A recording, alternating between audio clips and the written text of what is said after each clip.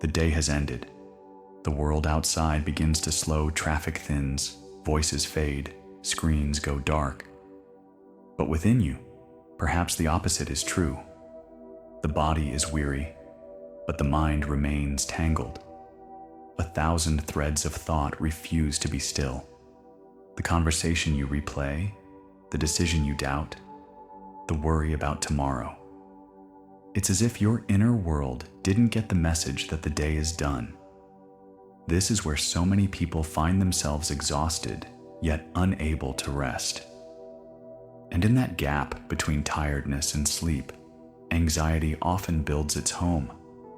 But tonight, you are invited to walk a different path. Not one of fighting your thoughts or silencing your mind, but of gently returning to presence. This journey is not about control. It is about surrendering softly, kindly to the quiet wisdom already within you. Close your eyes, if they are not closed already. Feel your body as it touches the bed beneath you, the softness of the blanket, the warmth of the air. Let yourself notice the moment without rushing past it. This is where calm begins, not in escape, but in awareness. The Buddha once said, "The mind is everything. What you think, you become."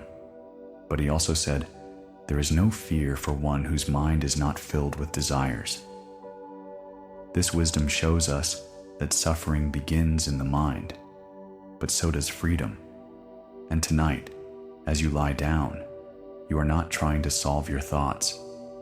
You are simply observing them, letting them rise, letting them fall like waves on a quiet sea. Each breath is a doorway back to the present. Breathe in not to fix anything, but to feel. Breathe out not to let go of a problem, but to let go of grasping. Let your chest rise like the tide and fall like the gentle retreat of the ocean. Let this rhythm hold you, like a lullaby whispered by the universe itself.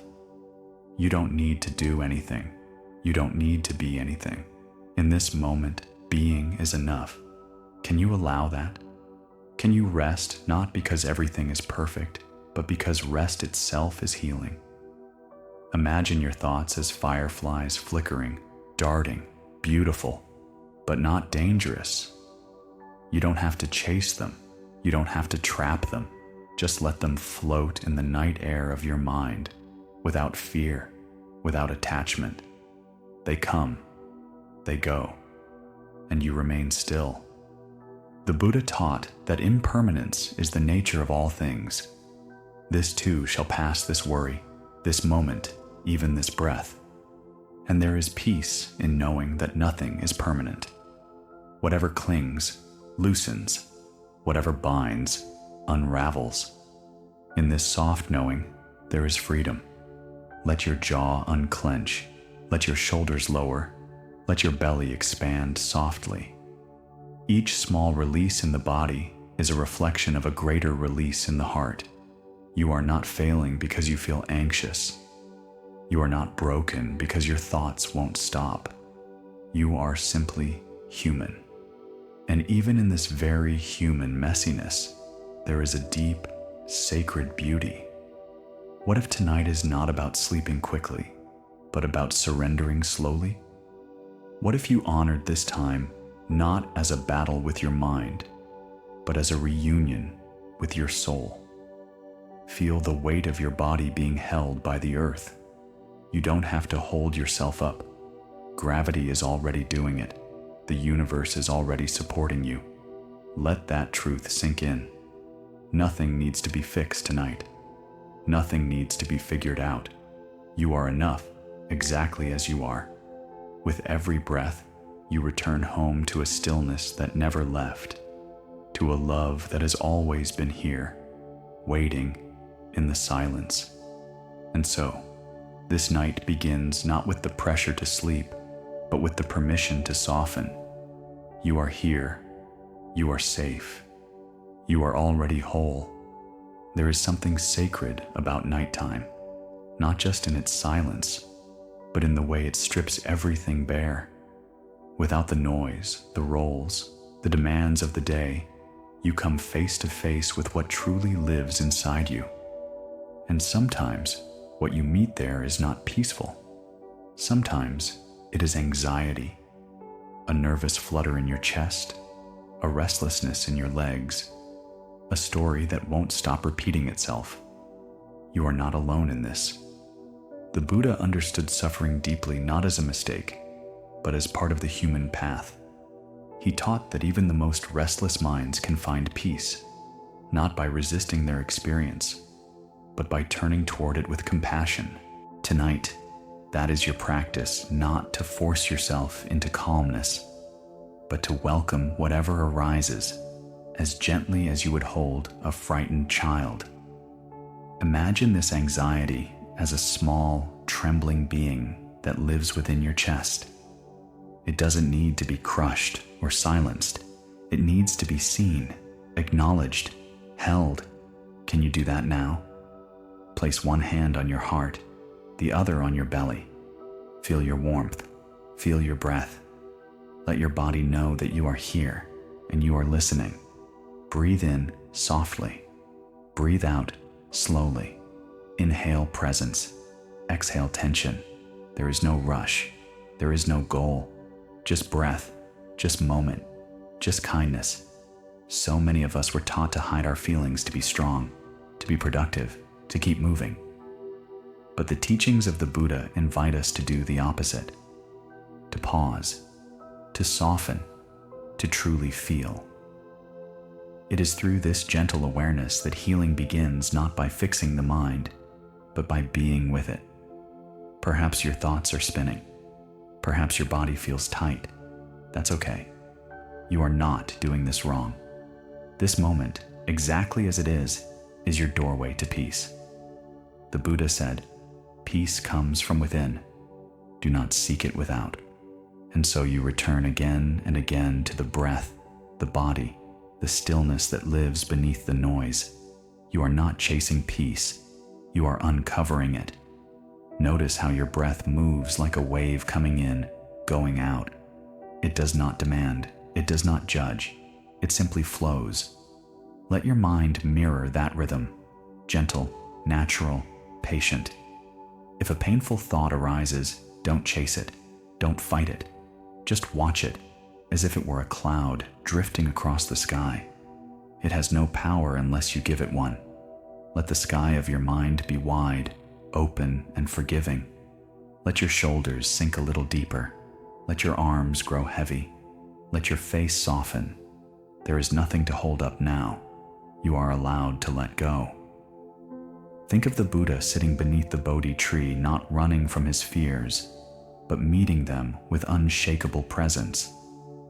You too have that power within you.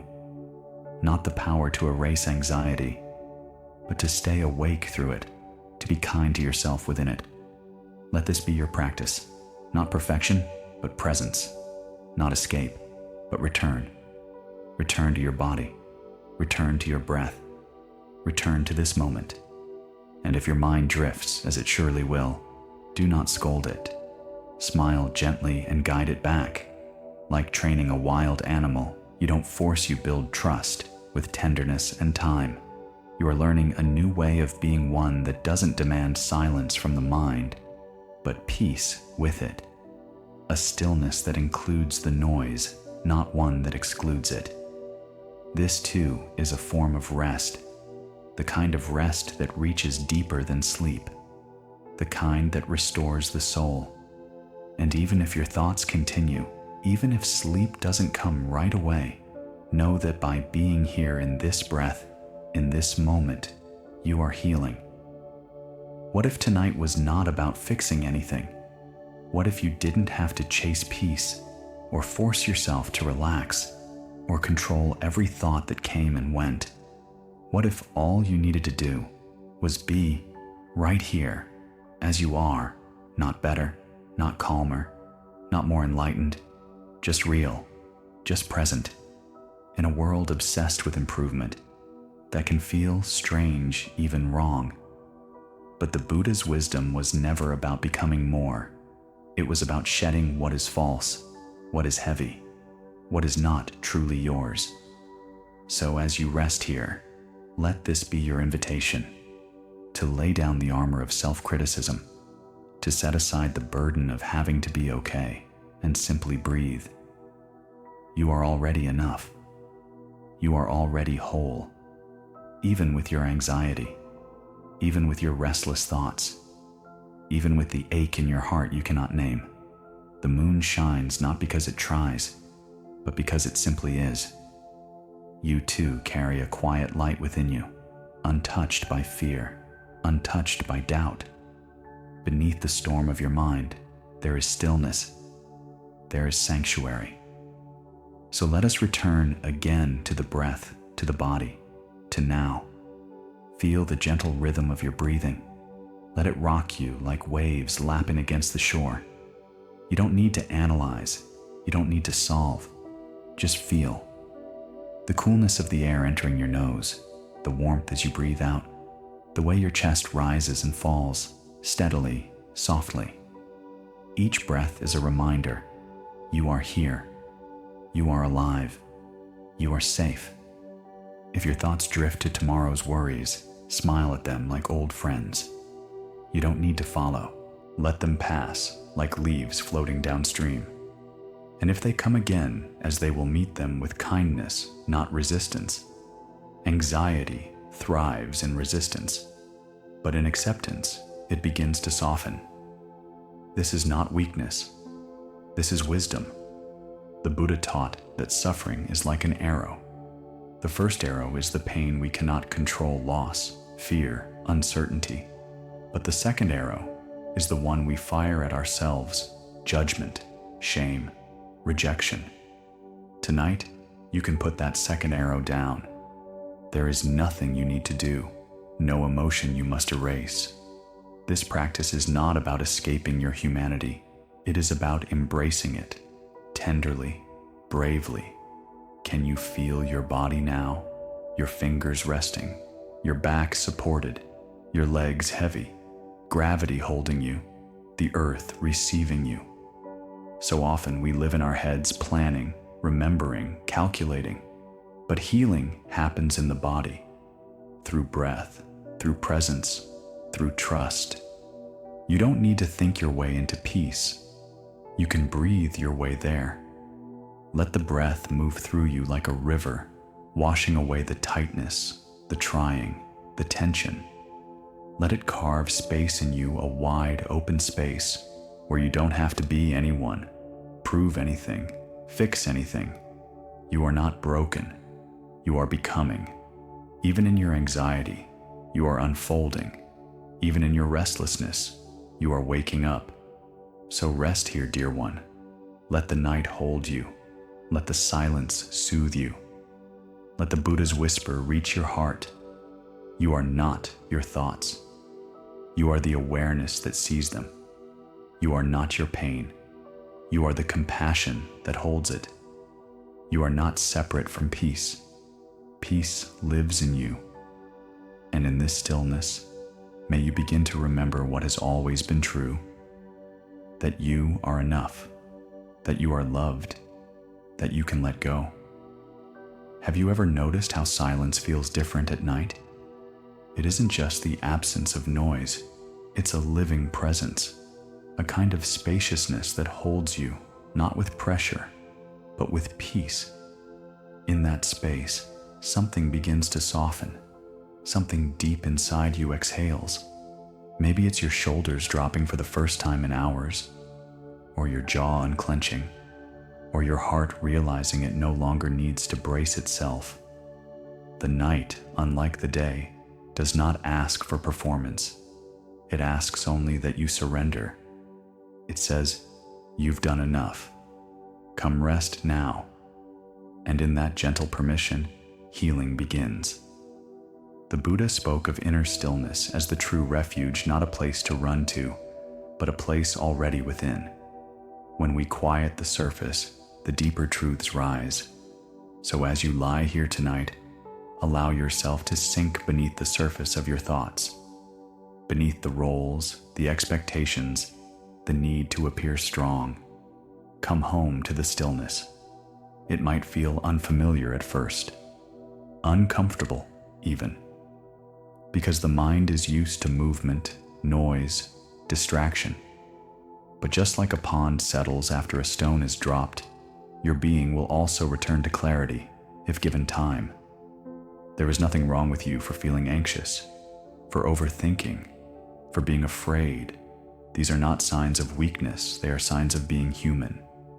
And more than that, they are invitations. Each anxious thought is an opening, each worry, a doorway. If we meet them with awareness, they can become messengers, not enemies. Be with me, they say. Don't fix me, just stay. So can you stay? Not to battle your mind, but to befriend it. Not to conquer fear, but to cradle it. Not to silence your thoughts, but to listen beyond them. Beneath every fear is a longing, a desire to be safe, to be loved, to be free. And the miracle is, you can give that to yourself, right now, through your breath, through your presence, through the way you do not abandon yourself, even when it's hard. Let that be your practice tonight. Stay, gently, honestly. Stay with what arises. Stay with yourself. You might notice your chest feels tight, or your thoughts keep circling the same problem. That's okay. Bring your hand to your heart if it helps. Let it be an anchor. Feel the warmth of your palm, the steady beat beneath it. That's life. That's you. Still here, still breathing. The Buddha did not promise that life would be without storms. He taught us how to stand in the middle of them with a steady heart, to be aware without attachment, to feel without drowning, to care without clinging. So as the waves of anxiety rise and fall, let your breath be your raft. Let them pass like leaves floating downstream.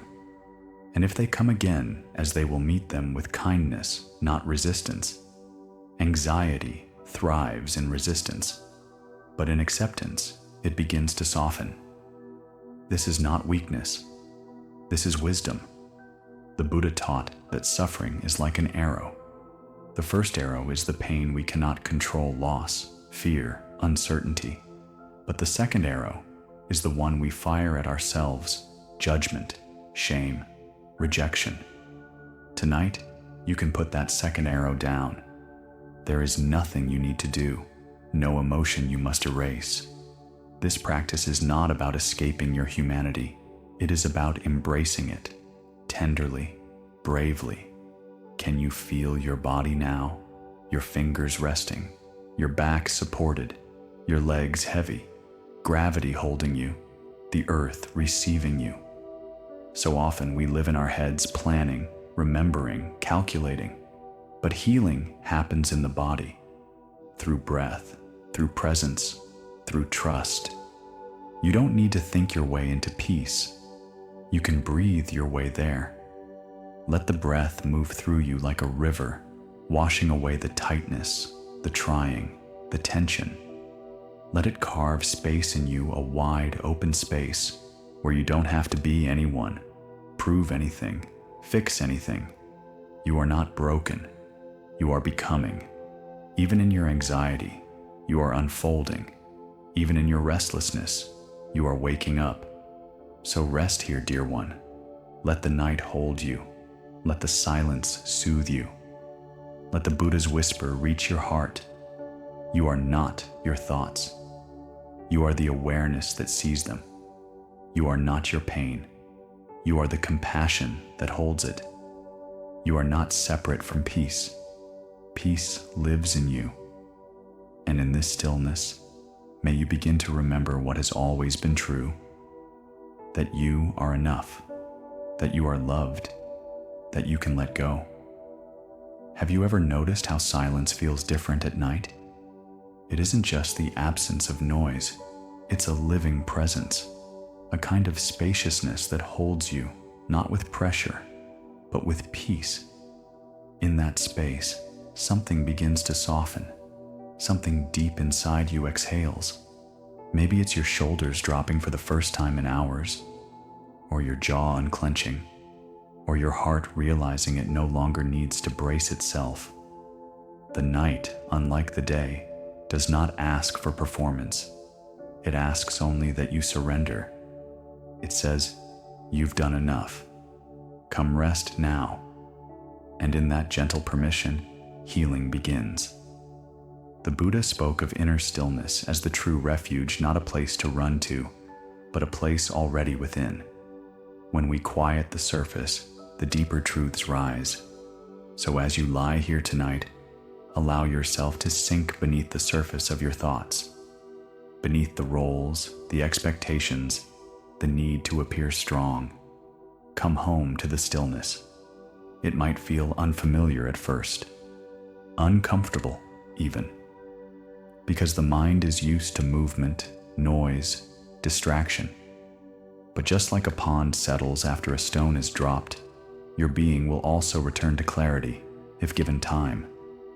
There is nothing wrong with you for feeling anxious, for overthinking, for being afraid. These are not signs of weakness, they are signs of being human. And more than that, they are invitations. Each anxious thought is an opening, each worry, a doorway. If we meet them with awareness, they can become messengers, not enemies. Be with me, they say. Don't fix me, just stay. So can you stay? Not to battle your mind, but to befriend it. Not to conquer fear, but to cradle it. Not to silence your thoughts, but to listen beyond them. Beneath every fear is a longing, a desire to be safe, to be loved, to be free. And the miracle is, you can give that to yourself, right now, through your breath, through your presence, through the way you do not abandon yourself, even when it's hard. Let that be your practice tonight. Stay, gently, honestly. Stay with what arises. Stay with yourself. You might notice your chest feels tight, or your thoughts keep circling the same problem. That's okay.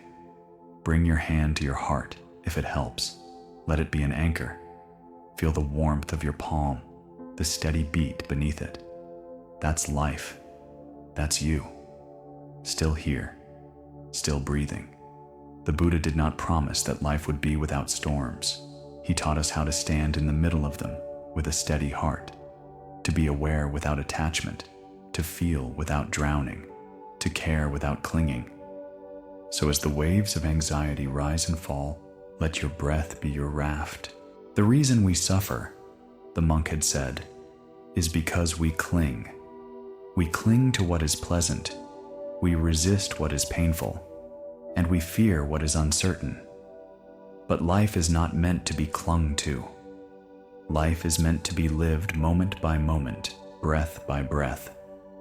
Those words had struck a hidden chord. Thomas felt them not only in his mind, but deep within his chest, as if the monk had spoken directly to the restless ache he had carried for years.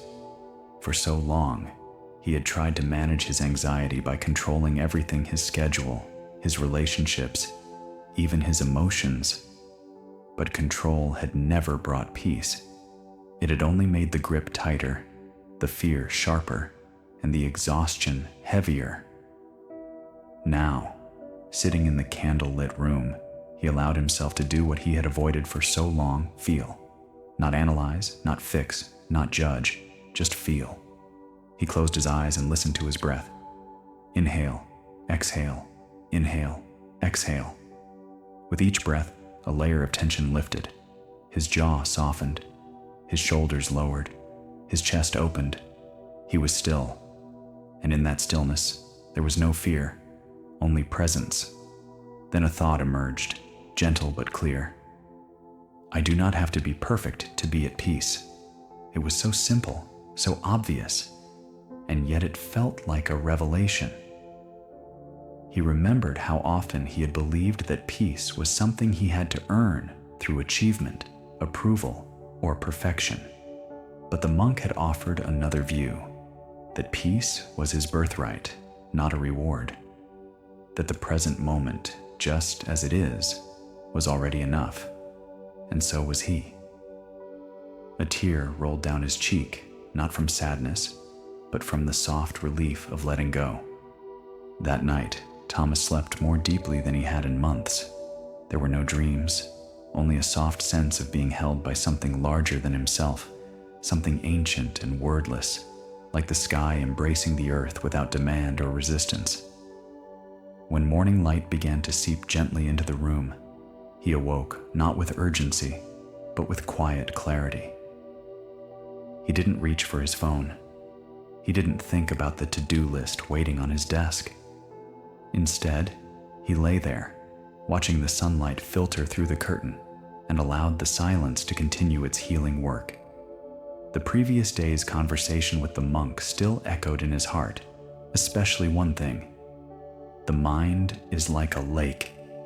When stirred, it becomes cloudy, but when still, it reflects truth. It made Thomas realize that for most of his life, he had lived in a stirred-up lake, reacting, planning, fearing, chasing. Rarely had he allowed the waters to become still. Rarely had he trusted that stillness could bring him closer to what he truly needed: peace. After breakfast, he took a walk through the surrounding forest. The morning air was cool, scented with pine and damp earth. Each step felt intentional. He noticed the way light played on the leaves, the way the birds called to one another in distant trees, the way his feet connected with the ground.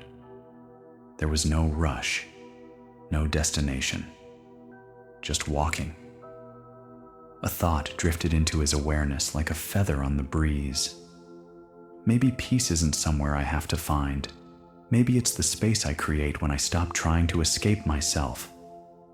The path led him to a clearing where an old bench rested beneath a tree.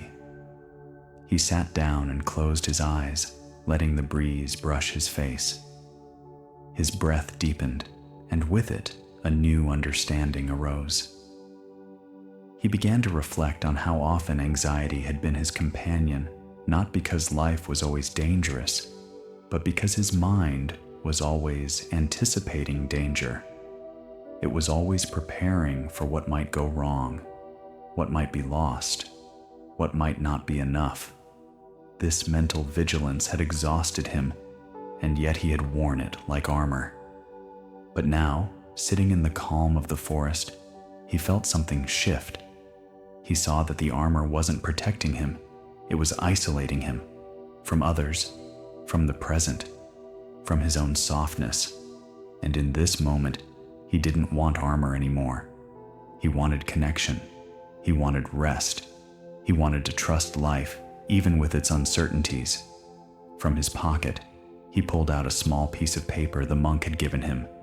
It contained a simple verse: "Let go of grasping, rest in the breath, and remember, you are not the storm. You are the sky that holds it." He read it again and again, letting each line settle in his chest like medicine. These words were not just poetic, they were practical, a reminder that he was not his fear, not his thoughts, not even his emotions. He was the space in which all those things could arise and pass, without clinging, without resistance. As the sun climbed higher, Thomas stood up slowly, his body lighter, his mind clearer.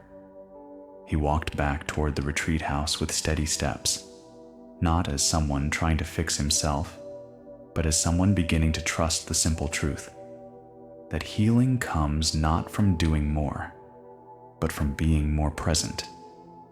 And that presence, he was beginning to understand, was the deepest kind of love he could offer himself. The afternoon unfolded slowly, like a leaf gliding gently down a stream. Thomas returned to the common room of the retreat house and found a few others sitting quietly, reading or sipping tea. The silence among them was not empty. It was rich, like fertile soil that allowed stillness to grow. No one felt the need to fill the space with words. They were learning to be together in presence, not performance. He took a seat by the window, watching the wind play with the branches outside. For the first time in a long time, He felt a sense of belonging that had nothing to do with fitting in. It was the belonging that arises when we stop pretending, when we stop pushing ourselves to be more or different, and simply allow ourselves to be. A woman named Eleanor, whom Thomas had seen in passing, sat near him. After a while, she softly said, "Funny, isn't it? How quiet this place is, and yet how loud it feels." Inside, Thomas smiled. "Yeah," he replied. "It's like, once the world quiets down, the noise in us gets louder, at least at first." She nodded slowly. "But then it's like something else happens. It softens, or maybe we just stop running from it." Their brief exchange felt like a mirror, one that gently reflected where they both were. Not broken, not lost, just arriving. Slowly, honestly. That evening, during the meditation session, the monk shared a short teaching about anxiety in the body. He spoke in gentle tones, his words flowing like water. Anxiety is not only a thought. It is a sensation, a contraction, a tightness, a racing of the heart. And when we resist it, we create even more tension. But when we bring kind awareness to the body, we begin to soften the grip. Like placing a warm hand on a frightened animal, we can soothe the nervous system not through force, but through presence. Thomas sat with those words echoing in his body. He became aware of his own chest, his breath, the subtle holding in his belly. He didn't try to change it. He just noticed and breathed. And in that noticing, something remarkable happened. The anxiety that once felt like a prison wall now felt like a doorway. Not because it disappeared, but because he no longer feared it. He was no longer shrinking from his own inner life. He was meeting it compassionately, patiently, like a friend who had been ignored for too long. After the session, he walked outside. The night air was cool and still, and the stars above shone with quiet certainty. He remembered something else the monk had said. "You don't need to conquer your anxiety. You only need to stop abandoning yourself when it arises." That line stayed with him long after he had gone to bed. It stayed with him even in his dreams, which were gentle and full of light. Because in that moment, Thomas was no longer seeking escape. He was learning how to stay with his breath, with his body, with the truth of his experience. And in that staying, he was discovering something the world had never taught him. That peace is not the absence of pain. Peace is the presence of love, even in the midst of difficulty. The next morning, a subtle clarity had settled into Thomas's being. Not a dramatic change, no thunderclap, no revelation, but something more intimate. The awareness that peace was not a place to arrive at, but a way of meeting this moment. He woke before dawn and made his way to the meditation hall. The air was crisp and dew clung to the grass like tiny diamonds. He moved slowly, noticing his steps, his breath, the soft sounds of the early world awakening. Inside the hall, the lights were low, and a few candles flickered gently. Others sat in silence, and Thomas joined them, folding his legs and letting his hands rest gently in his lap. He felt a new ease not in his body, which still sometimes ached, but in his attitude toward it. He was learning to stop fighting his discomfort and instead hold it like a tender truth. The bell rang, and the silence deepened. For the next hour, he sat quietly, not to achieve anything, but to be with himself fully. When thoughts arose, he noticed. When emotions stirred, he allowed. When his body protested, he breathed. And somewhere in the stillness, he began to feel a quiet gratitude, not for any particular outcome, but simply for the practice itself. Later that morning, the group gathered under the Bodhi tree near the garden. The monk invited them to engage in walking meditation, not as a task, but as a sacred returning. "Let each step be an arrival," he said, "not toward the future, but into now." Thomas walked barefoot along the path, his feet touching the earth with deliberate care. He listened to the sound of the gravel, the whisper of leaves above, the rhythm of his own breath. Each moment felt fuller, less rushed, like the universe itself had slowed its pace. As he turned at the end of the path and walked back, he found himself quietly weeping. Not from sadness, but from a strange, aching relief. It was as if something long locked away had finally been given permission to feel. He wasn't embarrassed. He didn't wipe the tears. He simply let them fall, like morning rain nourishing dry soil.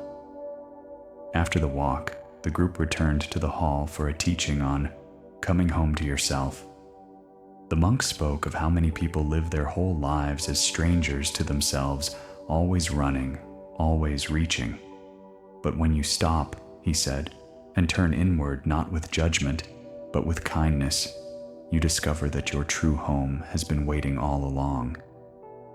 Those words struck something deep in Thomas. For years, he had tried to find a sense of home in places, in people, in accomplishments, but he'd rarely paused to see whether he'd made a home within. He saw now how his anxiety had always been pointing to something not failure, not weakness, but disconnection. And healing didn't mean eliminating the anxiety. It meant building a bridge back to himself. That afternoon, he sat by the pond and watched a dragonfly dance above the water. It hovered in place for a moment, then darted off with a blur of color.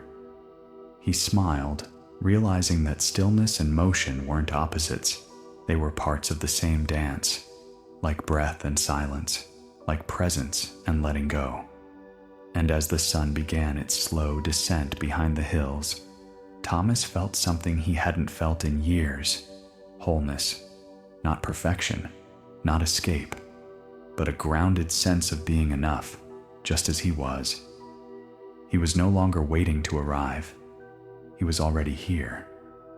On his final evening at the retreat, Thomas sat alone on the small bench under the Bodhi tree, wrapped in a shawl as the last light of day slipped gently below the horizon. The sky blushed with soft purples and golds, and the air was filled with a deep, natural hush, as if the world itself were preparing for sleep. He watched the still surface of the pond, where moonlight would soon dance. For the first time in many years, he didn't feel compelled to think, to fix, or to explain. He simply sat, with breath, with body, with now. So much had shifted, and yet nothing had changed outwardly. The past was still the past. The world was still imperfect. But within him, something essential had softened like a hand unclenching after holding on too tightly for too long. Later that night, the final Dharma talk was held by candlelight. The monk spoke slowly, his voice barely above a whisper, yet it filled the hearts of all who listened. "Most people seek peace as if it were somewhere else," he said, "as if it must be earned or found. But peace is already here, beneath the noise, beneath the striving. It is not an achievement, it is a remembering." He paused, letting the words settle like mist on water. We do not meditate to become better versions of ourselves. We meditate to meet what is already here with kindness, with courage. Even your anxiety, your sadness, your fear, they are not enemies to conquer, but parts of your humanity waiting to be held. Thomas felt tears in his eyes again, but this time they were like warm rain after a long drought. His chest softened, his breath deepened, and a sense of deep belonging bloomed in his heart. Not just belonging to the retreat or to the Sangha, but to life itself. After the talk, each person was invited to speak a final reflection. When it was Thomas's turn, he stood slowly, hands folded in front of him. "I came here looking for something to take away my anxiety. he said. But I've learned something different. I've learned that anxiety is not something I need to get rid of. It's something I can learn to sit with, to breathe with. I don't need to fight myself anymore. He paused, looking around at the faces lit by candlelight. Thank you for helping me come home. The next morning, Thomas packed his things, folded his blanket with care, and took one last walk around the grounds. The morning mist hugged the trees, and a single bird called from the distance. He paused under the Bodhi tree, placing his hand gently against its bark. Thank you, he whispered, not just to the tree, but to the silence, to the struggle, to every moment that had brought him here. As he boarded the bus and took his seat by the window, he felt no fear of returning. He knew that the noise would still be there, the demands of work, the distractions of the world, even the occasional rush of anxiety. But he also knew something else. Within him, there was a quiet place he could always return to, a stillness not dependent on external calm, but rooted in presence, in breath, in truth. And as the bus pulled away, Thomas leaned back into the seat, closed his eyes, and smiled. He was going home. And this time, home was not a place. It was a way of being.